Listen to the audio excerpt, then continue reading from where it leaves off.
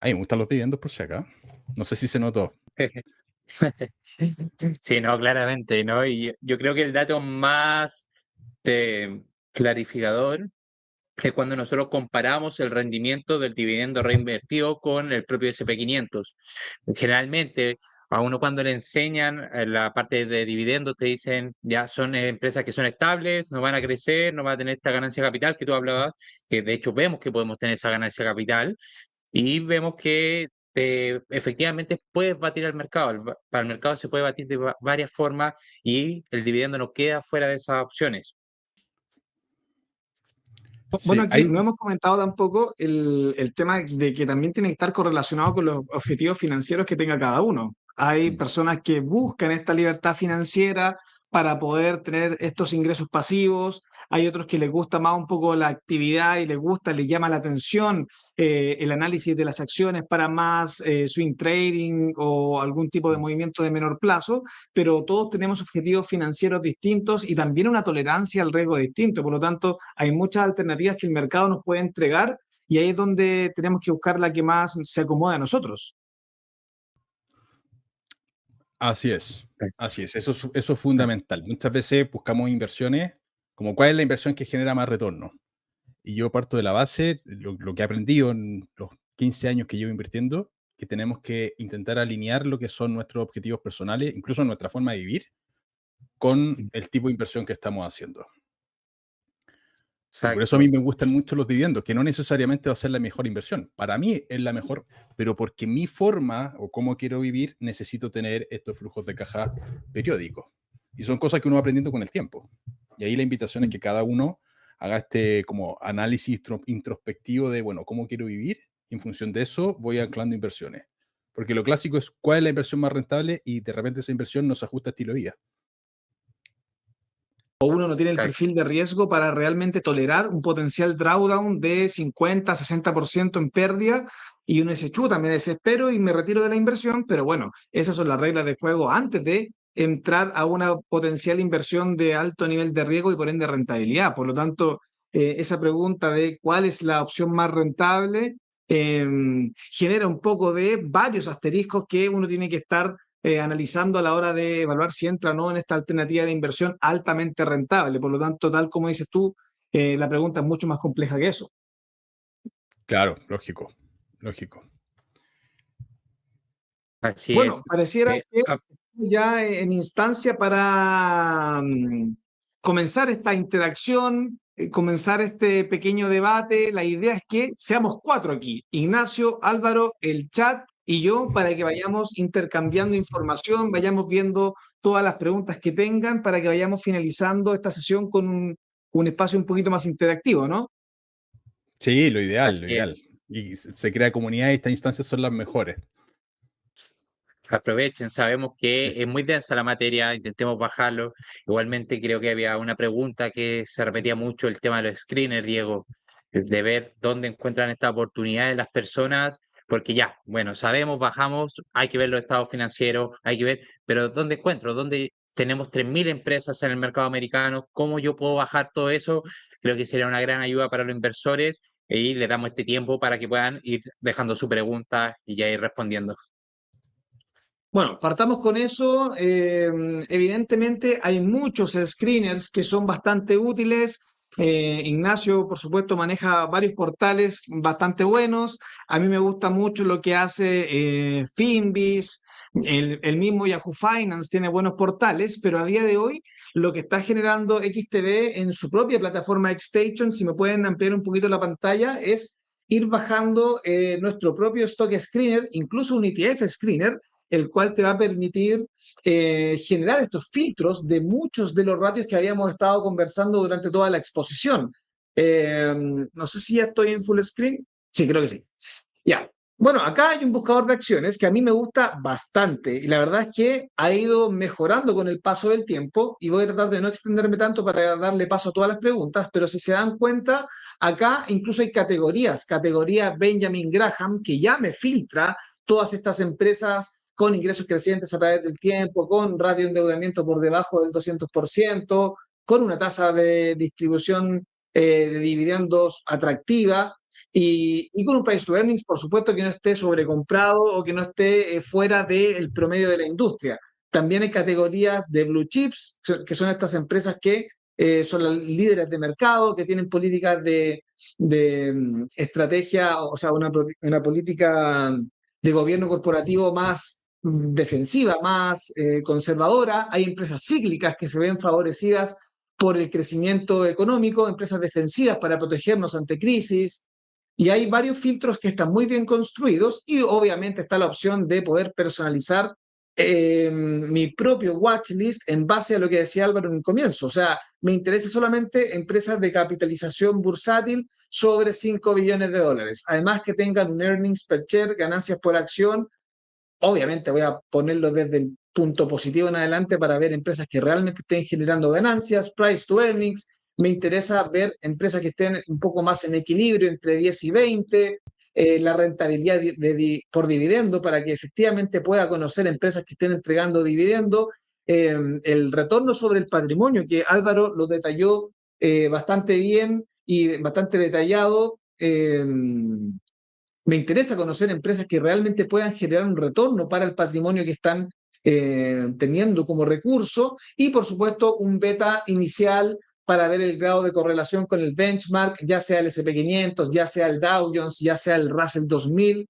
Acá este Stock Screener está bastante completo y la verdad es que yo lo uso bastante, incluso hay más herramientas de las que estamos viendo acá, como conocer el precio al valor contable, el retorno sobre todo el financiamiento, la divisa, la deuda a los activos corrientes, para que si les interesa poder profundizar. Y todo esto está dentro de la misma plataforma XStation de XTB, para que puedan acceder a más de 16 países para poder evaluar opciones de inversión en acciones que ya sea dividenderas o ya sea que ustedes estén buscando un poquito más la ganancia de capital. Así que eso era lo que quería comentarles respecto al buscador de acciones. También hay otro buscador de ETFs. Bueno, hoy día estábamos hablando con Ignacio de cuánto iba a durar este seminario, pero este seminario podría durar perfectamente 5 o 6 horas si es que estuviéramos profundizando sobre todas las herramientas y todo el tema de gestión de portafolio, porque ni siquiera hemos hablado nada de los ETFs, que a mí me parece que para inversores principiantes e intermedios, si es que quieren ahorrarse el proceso de creación de portafolio, los ETFs a día de hoy son una herramienta bastante atractiva para poder enfocarnos en el sector y poder externalizar un poco esta gestión activa de un sector en particular. Pero a día de hoy, yo creo, Ignacio Álvaro, que hay herramientas de sobra para poder estudiarlas y poder aplicarlas con la mayor sabiduría posible, porque hay muchas herramientas tecnológicas que hace un par de décadas no estaban. Así que hay herramientas para poder utilizarlas a nuestro favor. Sí, además, allí complementando la vida del inversionista, pero todos los que estamos acá somos inversionistas al final del día. Vamos a ser inversionistas hasta que, no sé, 10 años después de morir vamos a seguir siendo inversionistas, como decía Warren Buffett. Entonces, ir estudiando y aprendiendo de a poco, como es algo que vamos a estar haciendo siempre, es muy importante hacerlo. O sea, vale la pena gastar minutos en estudiar, porque es algo que vamos a estar haciendo 100% toda la vida. Muy lindo el camino del inversionista. Y ojo, que ni siquiera es necesario que estemos invirtiendo de forma activa o decidir ser inversionista para comenzar en este mundo de las inversiones. Alguien que no tiene idea sobre mercados, de igual manera está invirtiendo indirectamente cuando tiene sus fondos en la AFP, está invirtiendo directamente cuando se compró un departamento. Al final, cuando tú ya tienes un patrimonio, tu patrimonio está expuesto a riesgo de inmediato. Tú tienes tu salario y está todo depositado en cuenta corriente, bueno, te aviso que estás invirtiendo en el mercado de la liquidez, donde las tasas de interés y la inflación igual te van moviendo el poder de compra de tu patrimonio. Por lo tanto, como decía Álvaro, no es algo exento al ser humano en general. Así que estamos todos invirtiendo hasta que nos muramos. Sí. Y la pregunta porque hay personas que dicen, no me interesa esto de la inversión. Bueno, ¿y cómo vamos a vivir cuando dejemos de trabajar? Entonces, las personas que están viendo esto seguramente sí les interesa el mundo de la inversión, pero no necesariamente su círculo les interesa tanto este mundo. Entonces, que lo inviten a participar, a conocer de este tipo de cosas, porque en algún momento de nuestra vida vamos a querer dejar de trabajar y la pregunta es cómo nos vamos a financiar. vamos a depender de nuestros gobiernos, ¿cómo lo vamos a hacer? Entonces, es muy importante tomar, a mi juicio, mi opinión personal, el toro por las astas, como se dice, y hacernos cargo de nuestra propia construcción de patrimonio a lo largo del tiempo. Así es, y si no, tarde o temprano va a llegar por obligación el tener que tomar esa decisión. Álvaro, mira, tengo una pregunta acá bastante interesante que te preguntan, si tuvieses que partir ahora con 30 años, ¿invertirías de una en empresas que den dividendos o primero partirías con empresas de crecimiento y luego te pasaría a dividendos? Mira, yo en mi cerebro esto lo he pensado mucho y lo tengo dibujado de la siguiente manera. Yo siento que hay 3 fases de la construcción patrimonial. La primera fase es cuando estamos adquiriendo activos, estamos construyendo este patrimonio. En esa fase probablemente las empresas de crecimiento sean un poco mejor. No obstante, siempre yo estaría viviendo del dividendo. Después hay una fase siguiente que es la que yo estoy personalmente, que es hacer una rotación de activos, que es vender activos de crecimiento para invertir en activos que me generen flujo de caja. Y a una fase de consolidación, que es la final, que es cuando ya efectivamente estamos, yo estoy entre estas dos, entre la rotación, que fue la venta, de hecho ahora acabo de vender un departamento, un inmueble para los de afuera, fuera de Chile, y invirtiendo en acciones que generen alta rentabilidad por dividendo, porque vivo del flujo de caja, no de la apreciación del capital. Entonces, yo si tuviese que hacer una recomendación o con lo que he aprendido, que quizás en 5 años más diga una cosa distinta, pero lo que he aprendido es que en las primeras fases el crecimiento del capital es sumamente importante. No obstante, la parte dividendera yo la tendría desde el minuto 1. La razón es, si estoy invirtiendo en empresa y manejo la estrategia de crecimiento, porque la fui estudiando, fui practicando y llegué a manejarme bien en empresas de crecimiento, y quiero hacer esta rotación para después empezar a vivir, entre comillas, de los dividendos, la pregunta es, ¿cómo diablo lo hago? No voy a tener el conocimiento para hacerlo.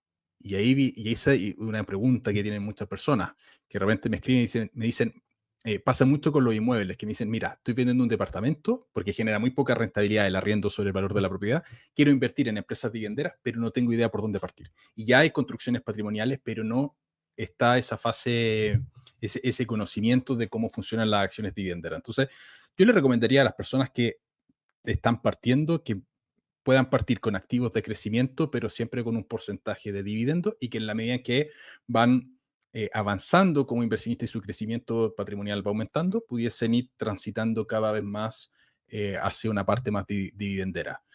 Naturalmente, personas que les va a gustar el crecimiento, como, ok, vayamos liquidando posiciones y vamos viviendo de eso, pero creo que los dividendos, el flujo caja es mejor forma de financiarse que la venta de activos por la lógica de por qué quiero vender un activo que es bueno. Entonces yo lo haría así. Y si una persona no tiene conocimiento de absolutamente nada, yo partiría por ETFs, porque son instrumentos que están diversificados, que son fáciles, y en la medida en que estoy invirtiendo en eso, estar en paralelo aprendiendo cómo funcionan las distintas estrategias de inversión que quiero usar. O sea, si quiero invertir en empresas de crecimiento, bueno, ¿cómo las valorizo? Porque los múltiplos no es lo mismo. O sea, una empresa dividendera puede estar transando un PER de 10, 12, 8, y una empresa de crecimiento puede estar transando un múltiplo 50. Entonces, un múltiplo PER de 50. Entonces, como son métricas distintas, son valorizaciones distintas, son parámetros distintos, no es tan fácil, hay que masticar ese conocimiento. Esa es mi visión, por lo menos. Una consulta, Álvaro, tú que tienes más experiencia en el mundo de los dividendos, a veces me toca conversar con algunos clientes que quizás tienen un poco el concepto de que, como decíamos en un comienzo, la mejor opción son las empresas dividenderas, pero hay un factor clave que a veces algunos inversores no consideran de manera inicial, que es el capital a invertir.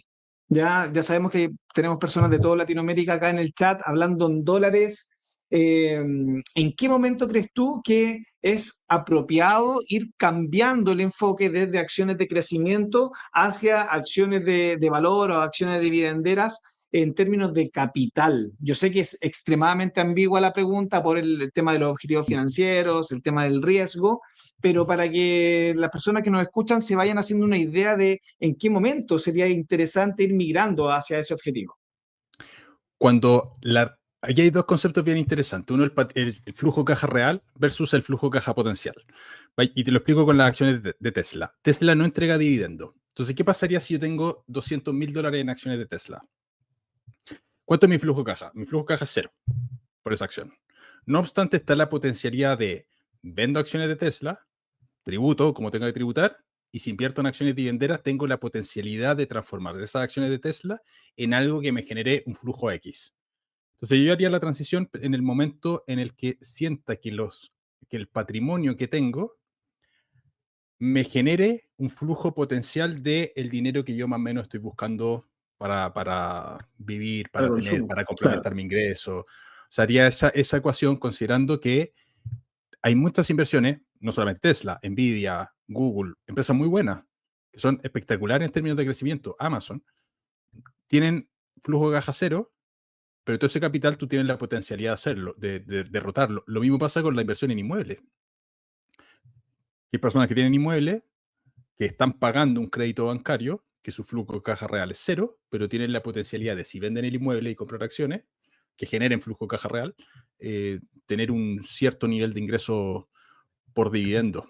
Entonces yo haría esa ecuación. ¿Cuánto si vendo me pudiese estar generando esto al año? Si vendo las inversiones que tengo, me pudiese estar generando.